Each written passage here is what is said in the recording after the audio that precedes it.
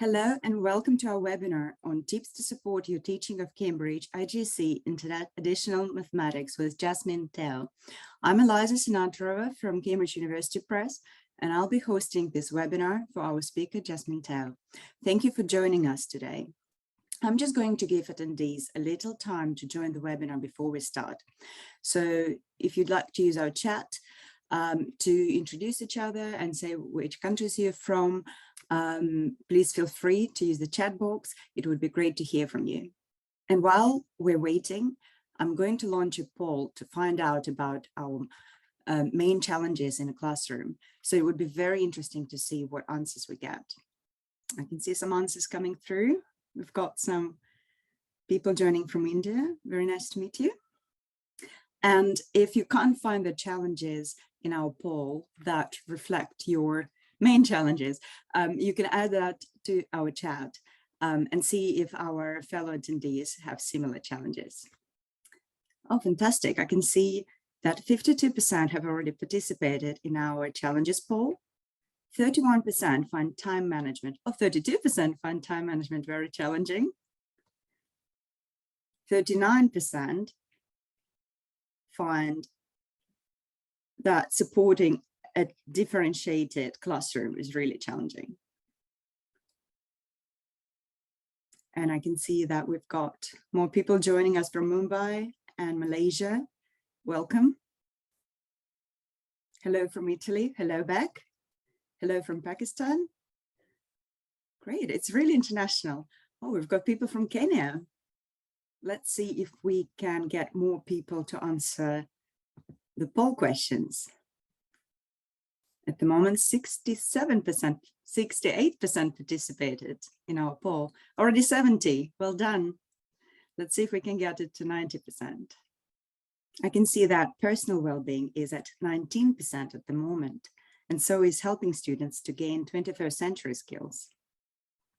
So while we wait for more attendees to join us, let me explain how we're going to run the webinar. We're recording the webinar today to share with you afterwards. So don't worry if your internet drops out or something else happens, just rejoin us. And if you're having trouble with your speakers, please use headphones and just check that your speaker isn't muted. Your microphones will remain muted throughout the webinar. And if you have any technical issues or questions about our science products, please can you put those in a chat box, and my lovely colleague Tamsin Hart and Arifa Khan, who are here with us today, will be on hand to help you. And can you put any questions for Jasmine in our Q&A box, and our speaker will answer those at the end of the webinar. And 7 days after the webinar, we'll send you an email thanking you for your attendance with a link to a webinar recording and information on where to find the webinar slides. Unfortunately, we can't provide certificates. However, you can use this email as proof of your attendance. So let's go back to our poll.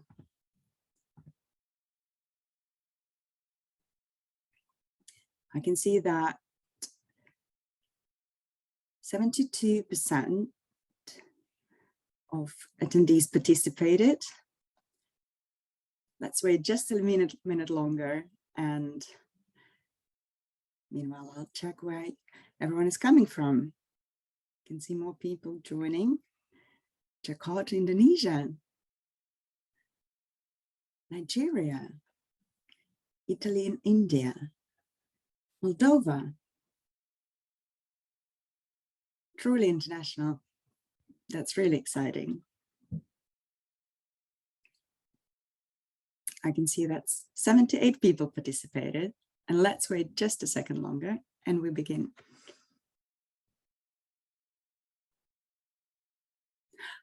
I can see a question about certificates. No, unfortunately, we don't provide certificates. However, you can use an email as a proof of attendance.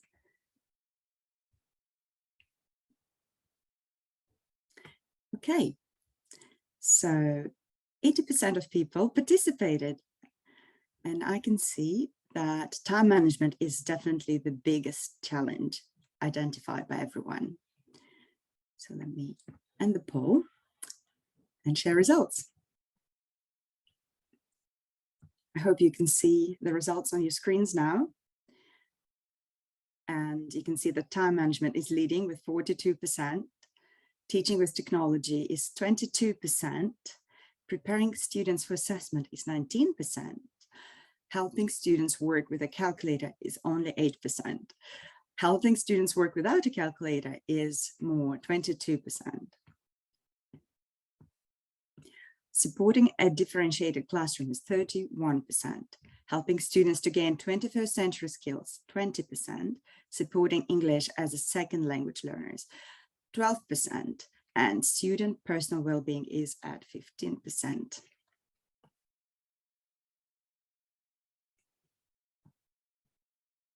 Okay, I'll stop sharing now. And I think this is where I'm going to introduce Jasmine, our speaker. Hello, Jasmine, can you hear me? Yes, hello, everyone. Hello, Jasmine, and welcome. To introduce Jasmine, I'm going to say that Jasmine graduated with a Master of Science specializing in mathematics for educators. She has over 2 decades of teaching experience, both in public as well as international schools in Singapore. She's a creative teacher. She likes to experiment with digital tools and inquiry in her teaching. She lives to learn and loves exploring new ideas in teaching. Welcome, Jasmine, and I think this is where you take over. Thank you, Eliza. Hello, everyone.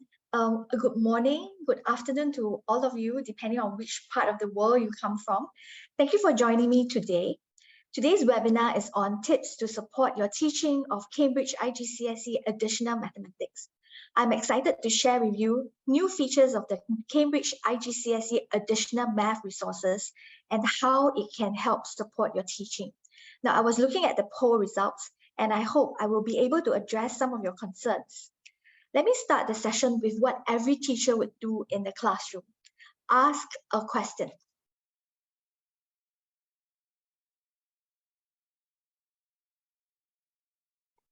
What is learning? Let's take a second to ponder. It's not exactly an easy question, is it? The simplest answer I have heard is learning is what's left after 3 days.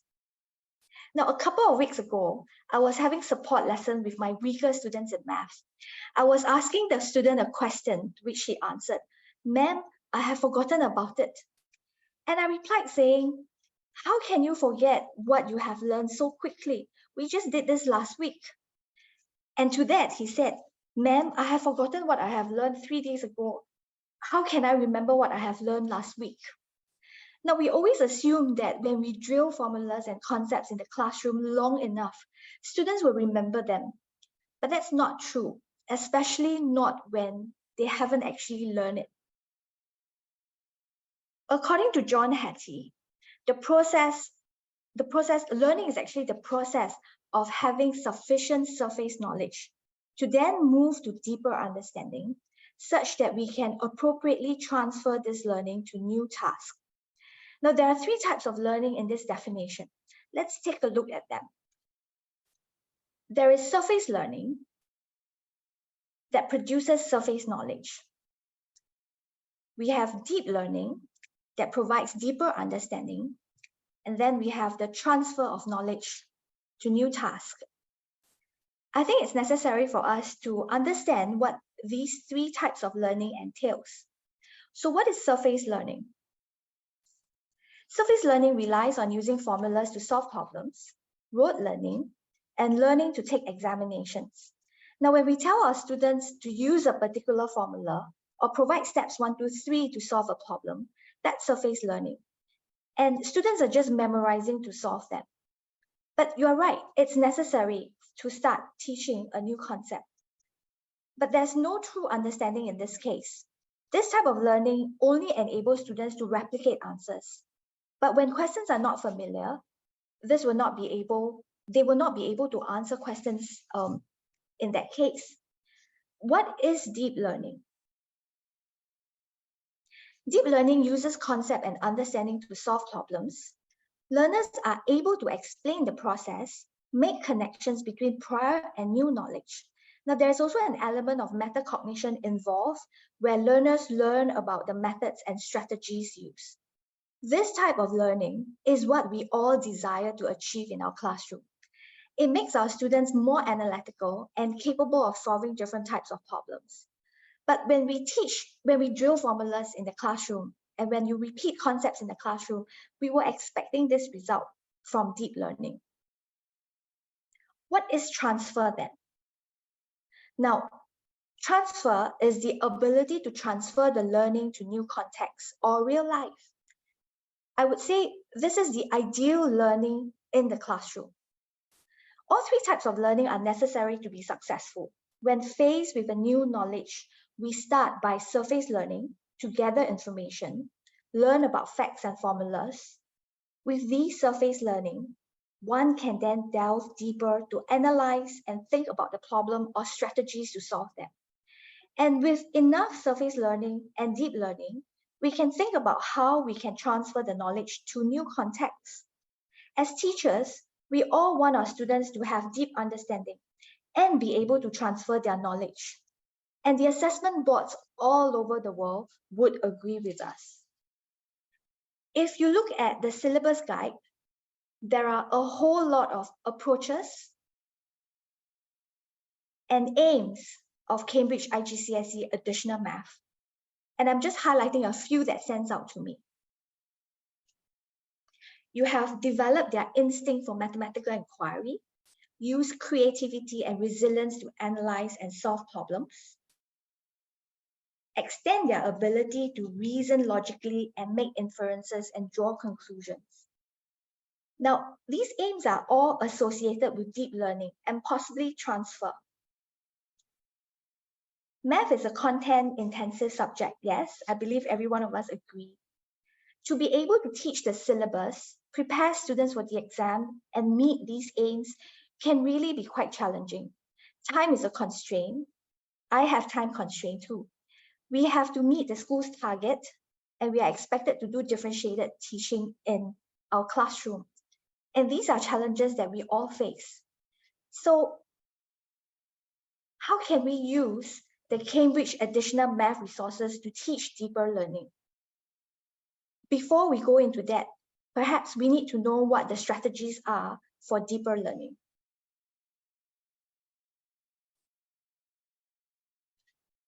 Class discussion, reflection, self-explanation and questioning, metacognitive strategies, concept mapping, peer tutoring, these are all strategies of deep learning, and you can easily find them on the internet if you Google for them. The Cambridge Additional Math series consists of 4 resources: the student course book, the practice book, the teacher's digital resources, and the Cambridge online resources. I will walk you through the features of each resource with the learning strategies in mind.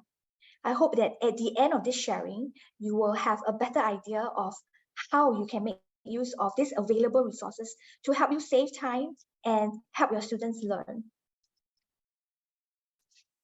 We'll look at the course book first. The course book, the 3rd edition of the student course book, authored by Sue Pemberton, is a fantastic resource. I have specifically chosen the new topic on coordinate geometry of circles to show you the different features of the course book. Now, the new syllabus has been taken fully into consideration. All the topics in the new syllabus are there, and the strengths from the 2nd edition are retained with additional features to encourage deep learning in the classroom. So you have your usual section that shows the intention of the chapter, a prerequisite knowledge is provided at the beginning of the chapter to help students make connections to prior learning. You have your usual work examples with detailed annotations and explanations alongside the solutions. I think what's so valuable about the course book is the discussion features to help facilitate deep learning and a small group discussion. Now, there are numerous class discussions in every chapter, and they feature different strategies in deep learning. So in this case, you see an inquiry where students inquire using Desmos software about the equation, the standard equation of the circle. And there are self-explanations. There's also self-questioning.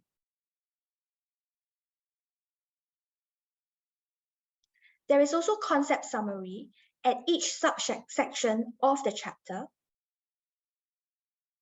as well as at the end of the chapters.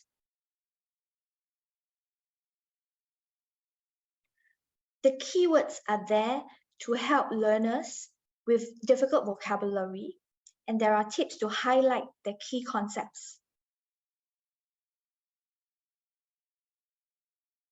There are multiple questions in the exercises with a few challenge questions at the end. So I'm just putting up one challenge question at the end of chapter 7, coordinate geometry of circles. Now, if you notice, this question asks students to show that 4 points lie on a circle using different methods.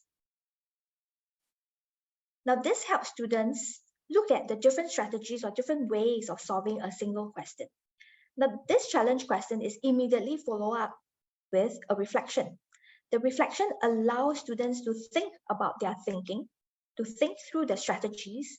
So this becomes a metacognitive strategy in the classroom. At the end of the chapters, you also have practice questions, and most of the chapters are examination type of questions. Now, for new chapters, it becomes a practice question where it's modeled after examination questions. You have a work example before the practice, and the work example is modeled like the exam questions. Your work solutions manual is also available for the course book. We move on to the practice book. The practice book is authored by Muriel James, and Muriel is an experienced examiner and former teachers of math for upper secondary and A-level math. You have your usual learning objectives to help students to focus on what they are supposed to learn in the chapter. And you also have the reminder sections to help students recall the concepts taught in the course book. There are work examples before the exercises, and these work examples are more geared towards examination type of questions. The exercises mirror the course book for additional practices, and tips are given where necessary to help students draw from the concepts that they have learned. And you have a summary to help students consolidate their knowledge.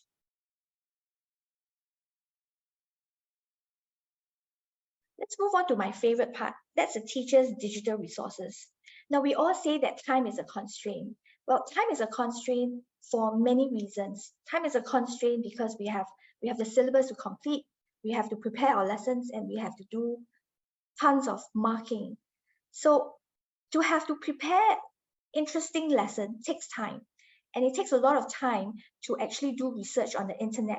There are a lot of resources out there if you search the internet, but it takes time for us to sit down and sift through all the relevant or irrelevant resources to see what is suitable to be used in our classroom. Now, what if someone has done the job for you? I think that's like half the battle gone, because at least you can spend more time in your classroom preparation as well as doing your marking. So let's see what the teacher's digital resource can offer. Now, first of all, there is a scheme of work with detailed resources that you can use for every section of the book. Now, these PowerPoint slides and PDF files are bundled together with the teacher's digital resources. And then you have a learning plan with success criteria. It is actually very important to provide students with a success criteria. Now, the success criteria is not the same as a learning intention. The learning intention informs students of what they are supposed to learn, but the success criteria tells them what they should know in order to be successful in the chapter or in learning that chapter. If students can do a checklist with the success criteria, they will be able to check out the skills and the concepts that they need in order to be successful in the particular chapter. And that has been provided for you in the teacher's resource. You have your background knowledge to identify all the prior learnings that are required for the particular chapter. There is language supports and as well as real-life application of the chapter. Now, this is what I love the most. The links to digital resources. Every chapter, imagine having a few links to all the relevant digital resources for you to sift through according to your teaching styles. Now, imagine not one, but a few for every single chapter. I think this is really time saving.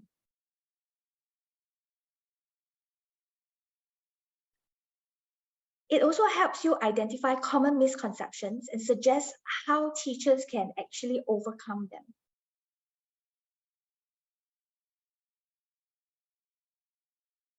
There are starter ideas and also suggestions on how you can adapt. All the resources are provided for and instructions are given clearly. The main teaching ideas are given. And there's a description of the purpose of the resources. There is also suggestions for differentiation and support, and that's what a lot of teachers are looking for.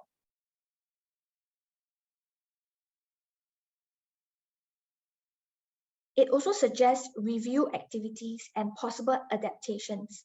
Now, if you notice, any activities that they suggest in the teacher's resources, they always tell you how you can adapt or what you can do to further support your students, what the activities will lead to, how the activities can be adopted. Now, these are all differentiation strategies that you can use in the classroom. You have homework ideas.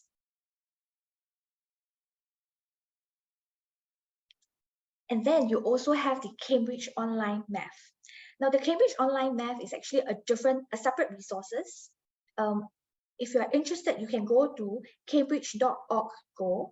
I think there will be a webinar session to introduce Cambridge Online Math. I think you can write in or find out more about it later on in the Q&A. Now, if you've been familiar with the Cambridge Online Math for the lower secondary math, it is similar to the original Cambridge Online Math that you know. They have come up with new series for core and extended math, international math, as well as additional math. Now, the additional math Cambridge Online Mathematics is only accessible in late June with the course book. It is bundled with the course book, but it is available for pre-order now. Now, similar to Cambridge Online Math for core and extended, you have the course book content, work examples, and questions that you can assign to your students. Now, I'm coming back to the strategies of deep learning. If you notice, class discussion is covered. There is reflection in the student course book. You don't even have to buy the teacher's digital resources. There's also self-explanation and self-questioning. There are metacognitive strategies. So the strategies of deep learning are all covered in this course book. Now, as a teacher, I always find it very difficult to get the right course book for students. It's either the examples are good, but the exercises are too easy, or you have good exercises, but there's just not enough resources to do class discussion or reflections. And now you actually have one resource where everything is in one. Now, you notice that I didn't take concept mapping and peer tutoring. So can we do concept mapping with the resource that is provided by Cambridge? Now, if you recall, at the beginning of each chapter, there is a prior knowledge check. Yes. Now, that can be used for concept mapping. that can be used to form connections with other chapters. And we can always get students to sit in small groups to do a mind map to consolidate their learning for the chapters. And peer tutoring can actually be done in small group coaching or small group discussion. What about differentiation? Differentiation is a big concern in many schools. Well, differentiation, according to Carol Tomlinson, differentiation is not about giving students different exercise or different activities. It is about giving students the same opportunities, but different ways and time to learn. So how do we do differentiation in the classroom with the resources provided? Let's look at some strategies on differentiation. Now, some classroom strategies on differentiation would include group discussion. If you group a weak student with some strong students in a small group, they would be able to retain what their peers have said much more than what teachers have told them. So don't underestimate the weight of their peers. Now, we can also provide directed discussion or inquiry, provide visual or verbal prompts. So you can give students in the same classroom, the same activities, but different prompts and different hints or different levels, a different amount of prompts and hints to help them get on with their discussion. And if you allow them time for reflections, that will help even the weak learners go into deep learning.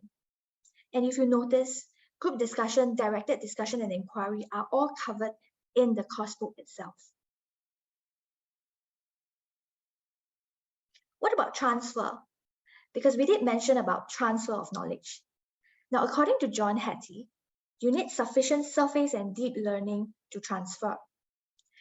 What are the activities we can do to do transfer of knowledge? Now, John Hattie has highlighted that detecting similarities and differences is one of the more effective strategy of transfer. Yes, you know that activity where you have in a newspaper where you have two diagrams and you're supposed to spot the difference?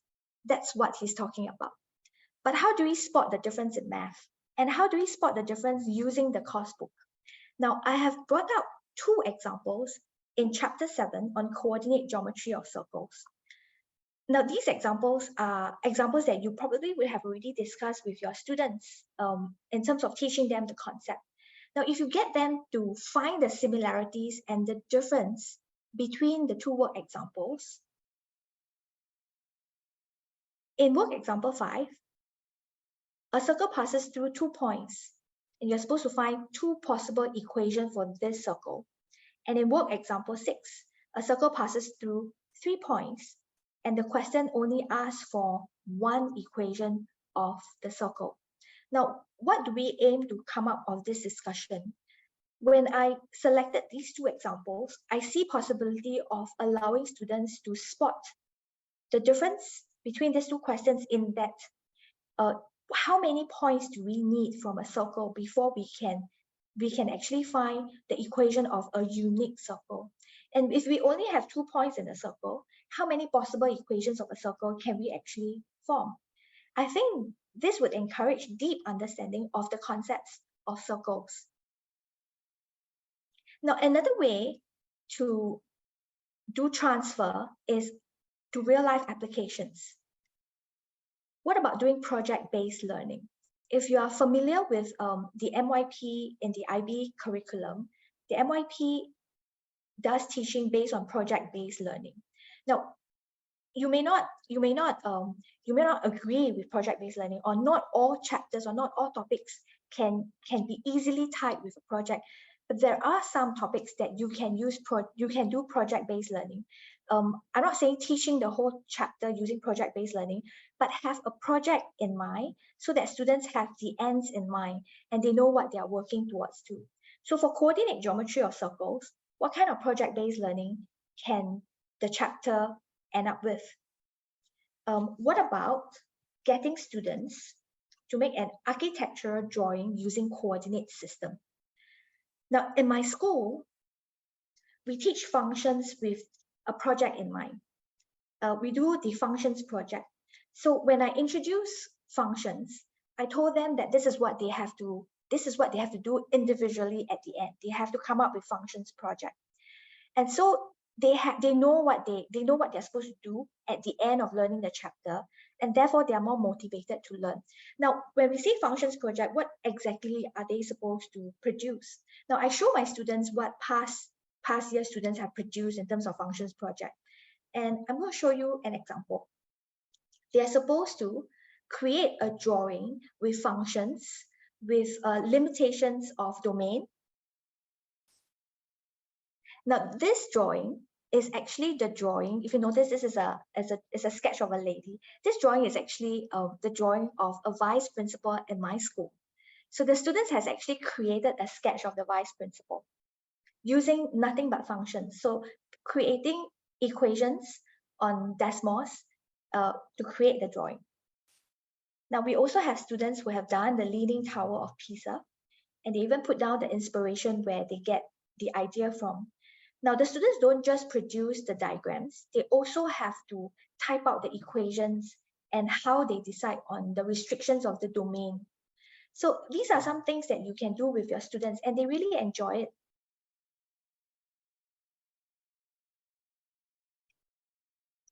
Well, I used to think that my job as a teacher is to prepare my students to do well in the examination. So I was very focused on drilling concepts and practices to my students. But I realized that collaborative work, class discussion, inquiry, questionings, and reflections are all part of helping students to go into deeper understanding of the concepts, and in turn, help them do well, not just in examination, but in life. Now, remember the poll at the beginning of the webinar. There are quite a number of you who are interested to know how we can teach 21st century skills. Now, we are living in a volatile, a complex, and an uncertain world. And the students need to be able to think on their toes and be analytical. And we are talking about teaching students reasoning skills, communication skills. Now, the reasoning skills and communication skills that they learn through these classroom activities will stay with them beyond the subject knowledge. So if you look back at all the discussion, we are actually training them and preparing them to communicate. And we are also trying to help them strengthen their reasoning skills, the logical reasoning skills and analytical skills.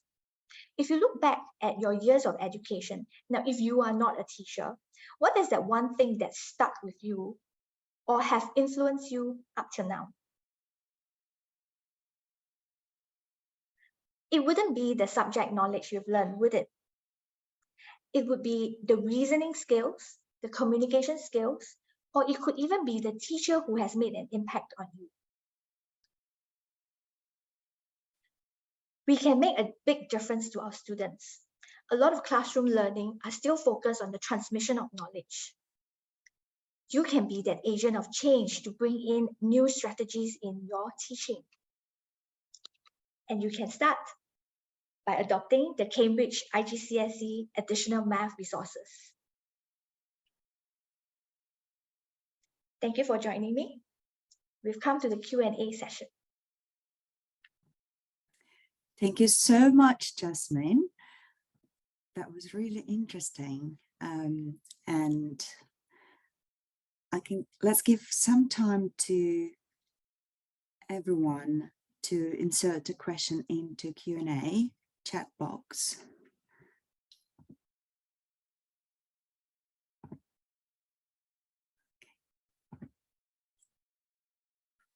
Okay.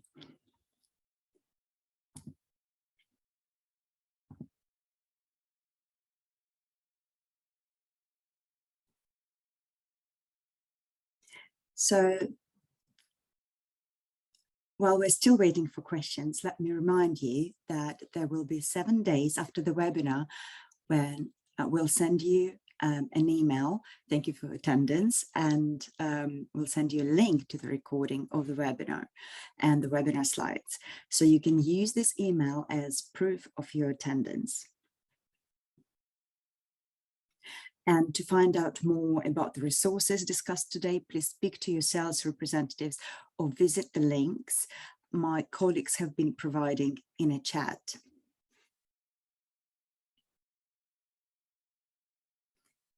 Okay, let's have a look at the questions.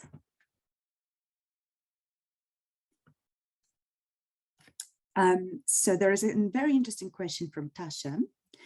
Are there other projects-based activities that were particularly successful or enjoyed by students that you are sure to include each year?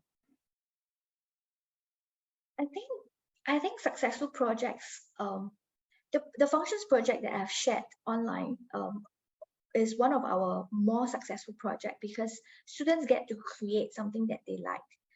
It's interesting for them, and I think they would never imagine creating something artistic using math equation. So that got students really interested. And we even have students who are quite weak in math, who are actually doing very well in the project. Now, other projects would be for the lower years teaching, like they can use geometry, they can use some trigonometry or even Pythagoras theorem to design car park spaces in the school. So there are actually a lot of projects out there that you can use to as an end product at the end of teaching a chapter. Thank you. I can see there is a very interesting question from Mohammed as well. What is the best way to make worksheet including advanced questions for all 3 levels questions?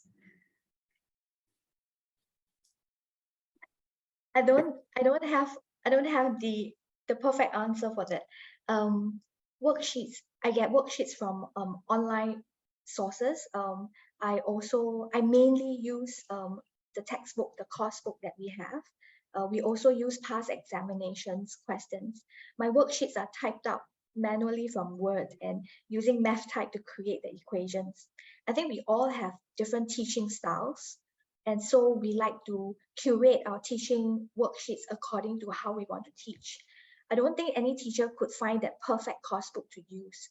So we like to extract from different books or different resources and then get the right worksheets that we think we want to use in our classroom. Thanks very much.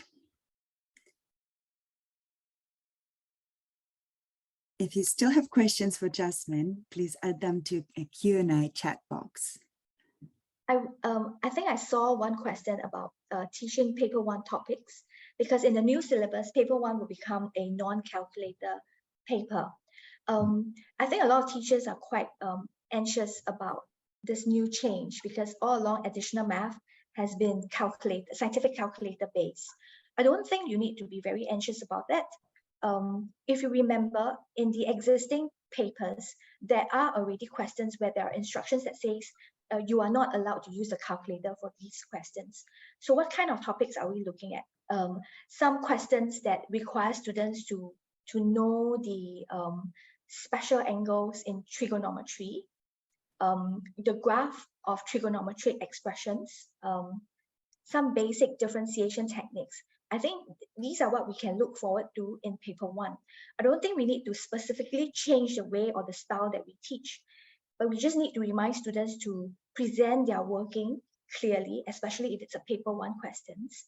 And we probably have to drill some of the techniques like special angle table, the graph of trigonometry, how to do long division or synthetic division. So now that they have, and even the basic factorization, students need to be familiar. That's how we should be preparing students for paper 1. I don't think teachers should put too much pressure on yourself.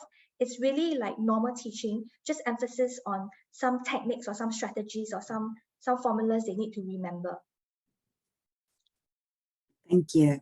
I can see more questions coming through. For instance, how can you improve yourself or your teaching career since you have gotten the IGCSE Mathematics certificate? I think going for workshops help in improving your teaching. I get motivated by famous speakers. Like if you notice, I quoted John Hattie like twice. I enjoy hearing from them and listening to their schools of thoughts about teaching and learning, and I get fresh ideas from them as well. Now, a lot of the speakers, when they give you, when they conduct workshops on education or on teaching and learning, it's from a general perspective. Go there with an open mind and go there looking at opportunities of how you can apply those skills in your subject area. So that's what I do. Yeah, and we learn from each other. I like to learn from my colleagues in school. We discuss about teaching topics, teaching a certain concepts, and you don't know, you might be able to get fresh ideas from people around you. I think the best way to learn is to learn from your colleagues in school. And is there any tip for a teacher to encourage students to get higher scores?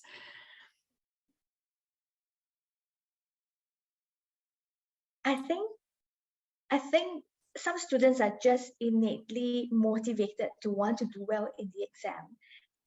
The trouble is with students who are weak in the subject. I think to motivate the students who are already weak in the subject, I think the basic thing is to get them to enjoy the subject. If they enjoy the subject, they would naturally want to do well. So one way to make them enjoy the subject is not just to deliver a lesson where you talk all the time. Get them to discuss, get them to explore, get them to inquire, get them to get excited about the lesson. When I do inquiry on either using technology or any activity, I'll tell them, let's play, let's have some fun, let's play a game, let's try to discover something. Now, if you make it fun for them, or if you make it sound fun for them, they will soon enjoy it. You may meet with a lot of resistance at the beginning, especially in the Asian context where I'm teaching in. Students are expecting teachers to hand the concepts or the answers to them and provide them with everything that they need to learn. So to start off with inquiry might be difficult. But if you encourage them more and tell them that the end product will be good, will be interesting, and get them to stay with you for a while, you will be able to see the results. So I want to encourage you to try doing that in your classroom. Thank you. I can see another question. Do you suggest that mathematics and additional mathematics are taught simultaneously, or complete mathematics syllabus should be taught before introducing additional maths? In my school, additional math is done concurrently with international math. Now, my school does IGCSE in grade 10, and then my students proceed to do the IBDP in grade 12. So instead of core and extended, like many of your schools are doing, we are doing international math syllabus 0607, and we do that concurrently with additional math. My students will start doing the international math, which is your core and extended, from grade 7. And then in grade 7 through to grade 10, they will do international math. And then from grade 9, they will start to do additional math concurrently with international math. So we break down the chapters into different levels for them. So we decide grade 7, what do we teach? Grade 8, what do we teach? And then by grade 9 and 10, we will try to put additional math topics in line with international math. So international math syllabus is very much similar to core and extended. I think you would be able to do that. The classes are different classes. For my school, we have different classes for additional math and international math, but I know of some international schools who are teaching international math and additional math concurrently within the same lesson. So there are some overlapping topics that you can teach together. You can teach the core and extended math for trigonometry, and then proceed on to additional math trigonometry. Likewise for algebraic topics, or even for certs. That was really informative, thank you. I see one very interesting question as well about struggling learners and how you can motivate them. So I'll read it out. As we can see, most of the students finding difficulties in simple mathematics. So how can they take interest in additional mathematics? What would you recommend, Jasmine? In my school, I must say that additional math is not for everyone. Students need some basic foundation before they can do additional math. So additional math would be for students with better abilities and who are interested to learn deeper or learn more in math. So for basic learners, to motivate them, what I do in my classroom is I like to get them to do inquiry, guided inquiry. Instead of telling them the concepts, get them to discover.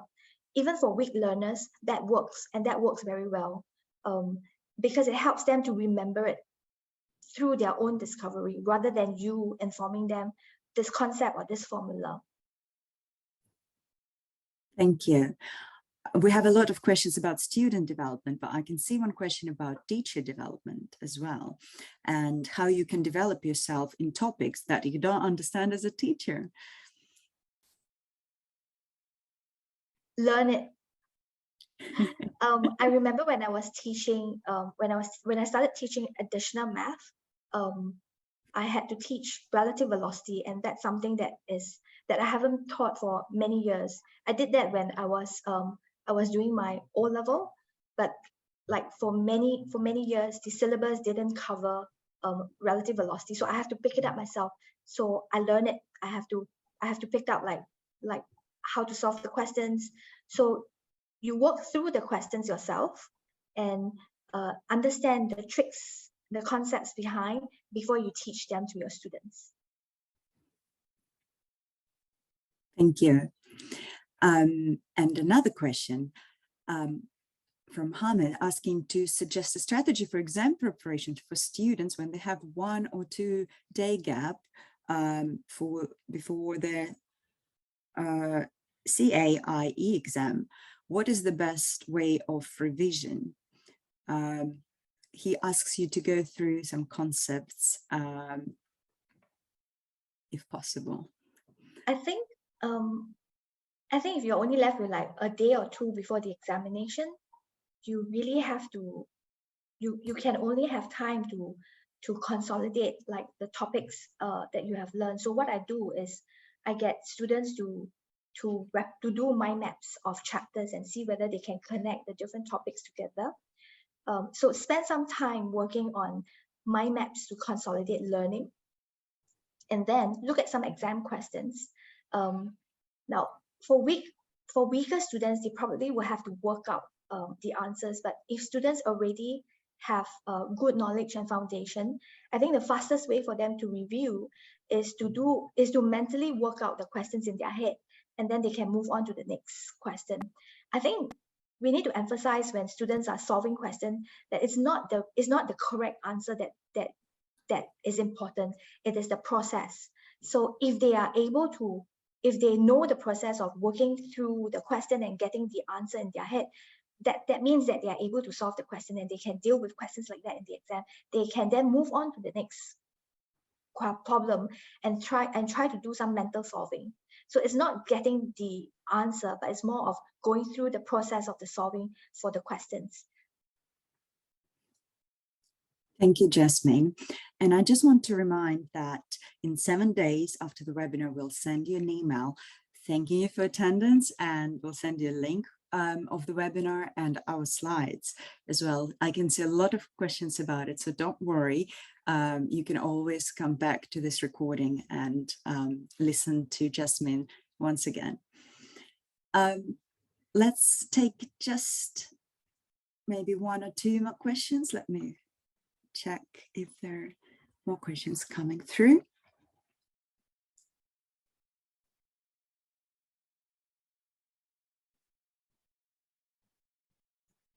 Okay, I can see a lot of questions about teachers and student struggles. Is there any criteria for students to opt additional mathematics to maintain the final results? I think this varies from school to school.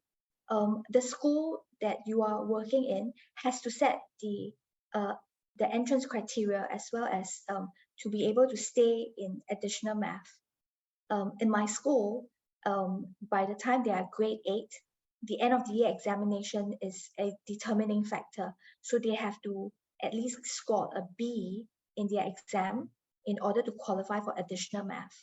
We try as much as possible, we try to offer the opportunities to everybody, but students who are in the lower end of the cohort, they are really weak in math, if they're already struggling with core and extended or international math, they are not likely to be able to cope with additional math. So I think this is something your school has to decide in terms of like criteria for additional math admission. Thank you. I can see a lot of comments where people thank you for this informative session and answering the questions.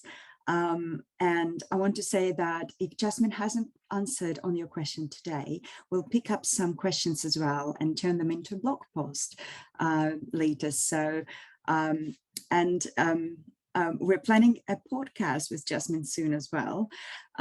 So please stay tuned. All this information will be shared with you shortly.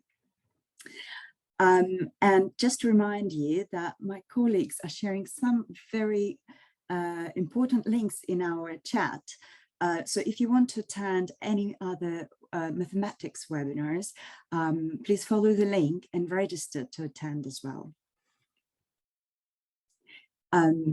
We'll have a webinar on Cambridge Online Maths. I could see a lot of questions about that.